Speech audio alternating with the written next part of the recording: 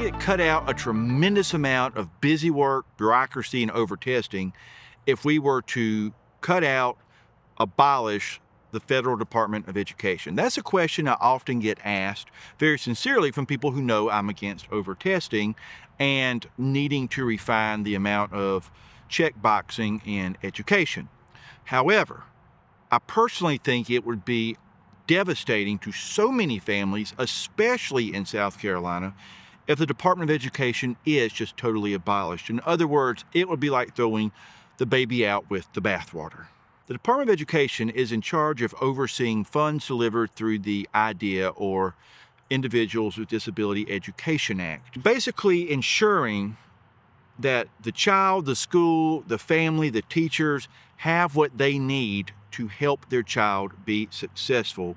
And this is vitally important because so many families could not afford to provide these opportunities for their child otherwise.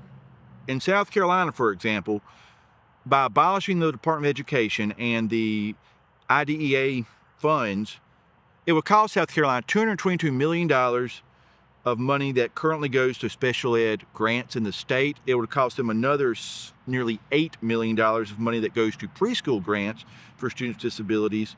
It would cost them another $8 million in funds that right now are going to infants and families. Grand total of nearly $240 million.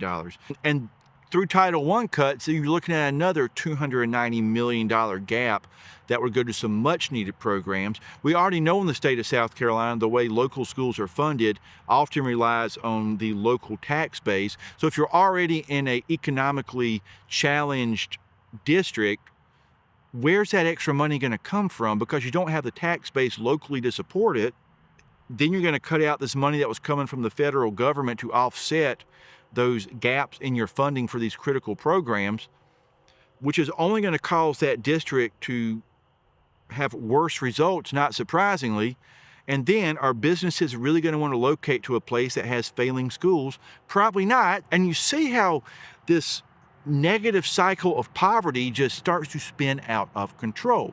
Remember, before you say abolish the Department of Federal Education, look at all the funds that are coming in to bless those, for example, students with disabilities in our state, and how much that money is blessing the lives of families that could not afford these blessings otherwise. And of course, yes, any system needs to be gone through and reformed and made more streamlined and get rid of the waste in the system, absolutely. But to completely abolish $240 million that's currently going to our most vulnerable in our state without an adequate plan of how to replace that does not seem like a very conscientious moral decision, because that's not what this great country is founded on. This country is founded on a government by the people, for the people, and that means actually doing something that supports what I would say, as Christ said,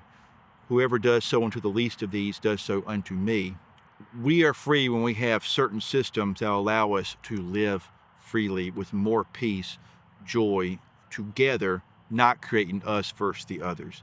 Thank you so much. Do your own research on that. Check out the link yourself to go into some more of those numbers, how they came up with them, on what cutting the Department of Education would mean. Comment below. Share this video if you found it helpful. And thank you so much. Cool vibe. Together we learn, together we grow, together we heal, together we flow. Be cool, every teacher, every school. Be cool, every teacher, every school. Be cool, every teacher, every school.